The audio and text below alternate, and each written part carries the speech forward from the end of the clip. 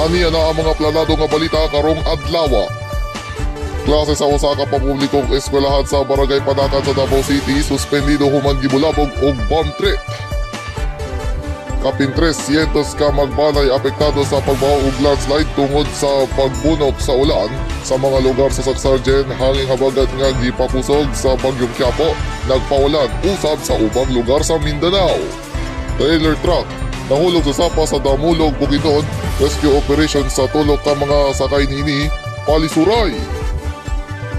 Namataying 8 anyos nga babaeng estudyante sa Davao City human giinggong gihapak og notebook sa ulo sa iyang classmate gihaya na sa ilang balay sa Samal Island.